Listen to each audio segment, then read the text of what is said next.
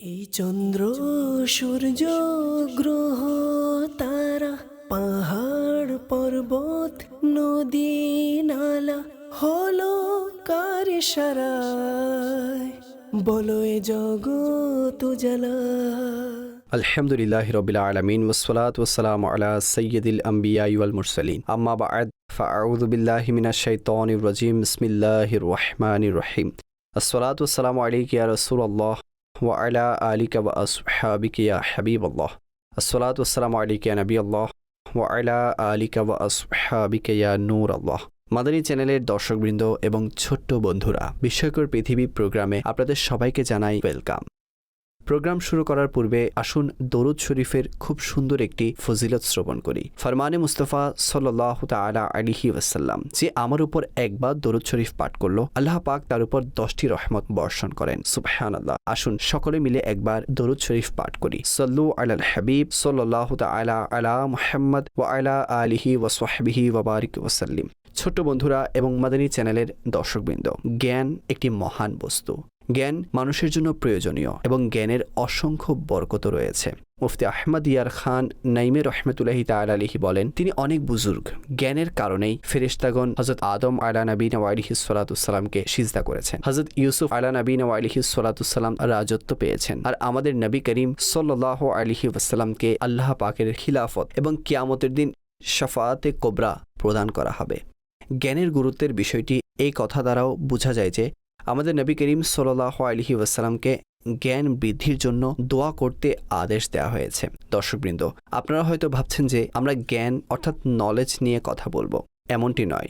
এমনিতেই জ্ঞান বৃদ্ধির একটি পদ্ধতি হচ্ছে অধ্যয়ন করা এবং বেশি বেশি পড়া। তাহলে কি আমরা অধ্যয়ন অর্থাৎ স্টাডি নিয়ে কথা বলছি?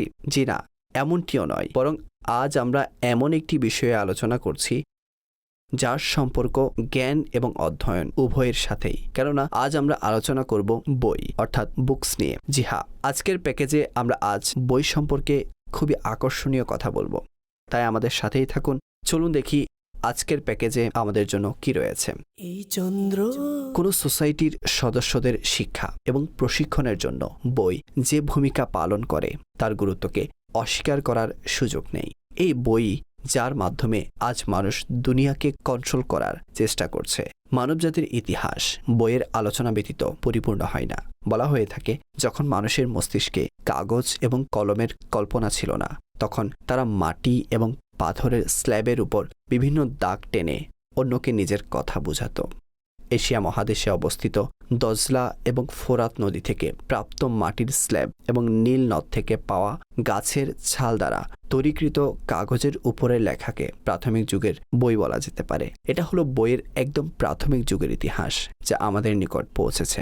সিন্ধুর মহিঞ্জোদড়ো, পাঞ্জাবের হারাপ্পা এবং বেলুচিস্তানে মেহেরগড়ে খননের পর যে প্রত্নতাত্ত্বিক নিদর্শন প্রকাশ পেয়েছে, সেখান থেকে প্রাপ্ত ছোট ছোট স্ল্যাবের উপর ছবি এবং অঙ্কন দেখে বইয়ের ইনিশিয়াল স্টেপস খুব ভালোভাবেই অনুমান করা যায়।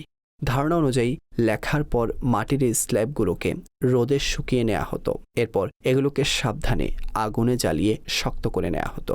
অতঃপর এ সকল স্ল্যাবের উপর নাম্বার লাগানো হতো, যাতে প্রয়োজনের সময় এগুলো চেনা যায়। হযরত মুসা কালিমুল্লাহ আলা নবীনা ওয়া আলাইহিস সালাতুস সালামকে যে তাওরাত প্রদান করা হয়েছিল তা স্ল্যাবের উপর লেখা ছিল, যার সংখ্যা ছিল 7 অথবা 10টি। বইয়ের গুরুত্ব এই কথা দ্বারাও অনুধাবন করা যায় যে আল্লাহ তাআলা মানুষের হেদায়েতের জন্য তার নবীদের উপর বই অবতীর্ণ করেছিলেন। আর আখিরি নবী হযরত মুহাম্মদে আরবি সাল্লাল্লাহু আলাইহি ওয়াসাল্লামের উম্মত পর্যন্ত নিজের বার্তা একটি বই অর্থাৎ কুরআনের মাধ্যমে পৌঁছিয়েছেন। নবী করিম রউফুর রহিম সাল্লাল্লাহু আলাইহি ওয়াসাল্লামের উপর যখন কুরআন নাজিল করা হতো, তখন সাহাবায়ে কেরাম তা সংরক্ষণ করে নিতেন এবং হাড্ডি ও খেজুর পাতায় লিখে নিতেন।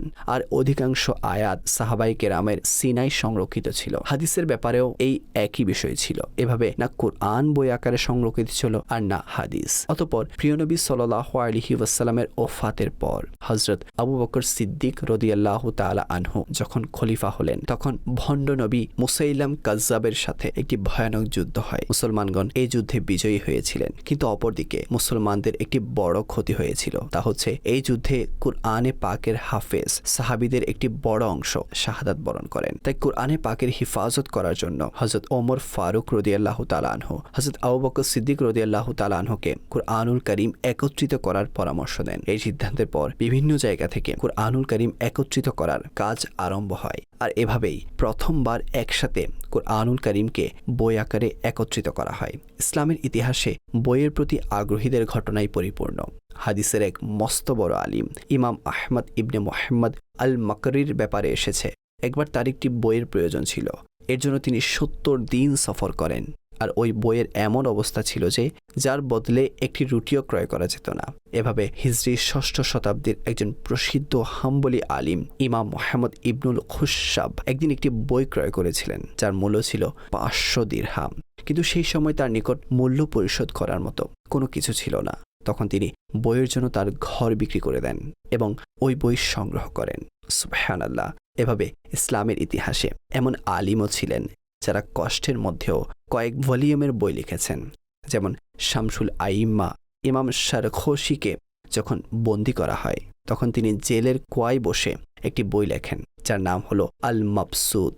আর ওই বইটি 30 ভলিউম সম্বলিত। প্রখ্যাত মুহাদ্দিস ইবনুল জাওজি রাহমাতুল্লাহি তাআলা আলাইহি এক শহরে যান এবং সেখানকার লাইব্রেরির সকল বই পাঠ করে ফেলেন। 100 বছর পূর্বের এক মহান আলেমে দিন আলা হযরত ইমামে আহলে সুন্নাত ইমাম আহমদ রেজা খান রাহমাতুল্লাহি তাআলা আলাইহিও তার সংক্ষিপ্ত জীবনে 1000-এর উপর বই লিখেছেন। আর তার 1000 বই দ্বারাই বোঝা যায় যে তিনি কতগুলো বই পড়েছেন। মুসলমান আলিমের পাশাপাশি মুসলমান শাসকগণও বইয়ের প্রতি যথেষ্ট আগ্রহ রাখতেন। আব্বাসী আমলে কিতাবের সাথে তাদের বন্ধুত্বের বিষয়টি এ কথা দ্বারা বুঝুন যে ওই যুগের যারা সুলতান হতেন তারা তাদের প্রাসাদের লাইব্রেরি বানাতেন এবং কিতাব সংরক্ষণের চেষ্টা করতেন। সিরাজ, কুর্তুবা এবং কায়রোতে কিতাবখানা অর্থাৎ লাইব্রেরির জন্য আলাদা আলাদা দালান নির্মাণ করা হয়েছিল, যেগুলোর মধ্যে বিভিন্ন কক্ষ থাকত।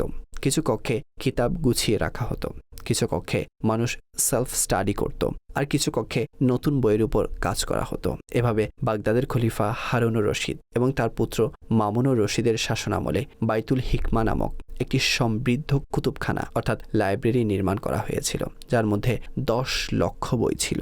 বর্তমান দ্রুত গতির এই যুগে যেভাবে অনেক কিছু বদলে গেছে, সেভাবে বইয়ের মাঝেও অনেক পরিবর্তন এসেছে।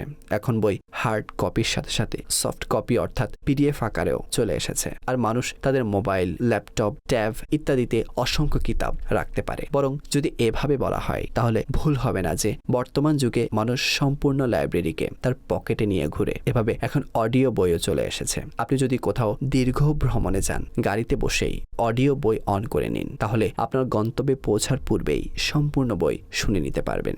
এই চন্দ্র জি ছোট্ট বন্ধুরা, আপনারা শুনলেন তো বইয়ের ব্যাপারে।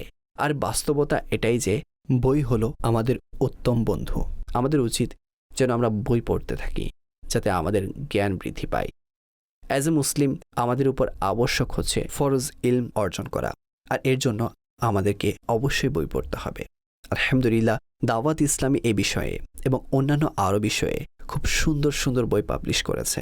আর অসংখ্য কিতাব তো আপনি পিডিএফ আকারে ফ্রিতে পড়তেও পারেন। আর এখন তো অডিও বুকসও চলে এসেছে, অর্থাৎ এখন আপনারা বই শুনতেও পারেন। এ সকল সুযোগ সুবিধা আপনারা দাওয়াত ইসলামের অফিসিয়াল ওয়েবসাইটে পেয়ে যাবেন। এখন নতুন যুগ, টেকনোলজির যুগ, সুতরাং আমাদেরকে এ ধরনের আবিষ্কার দ্বারা উপকৃত হওয়া উচিত।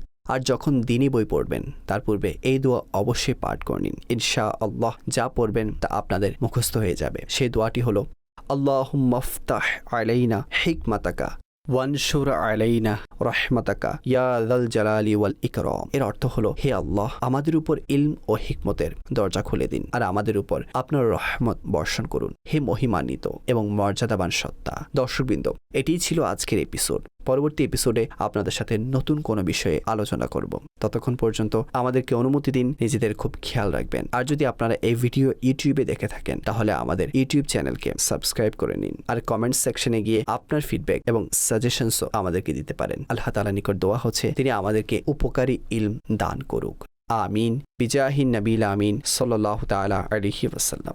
এই চন্দ্র সূর্য গ্রহ তারা পাহাড় পর্বত নদী নালা হলো কার ইশারায়, বলো এ জগৎ জ্বালা।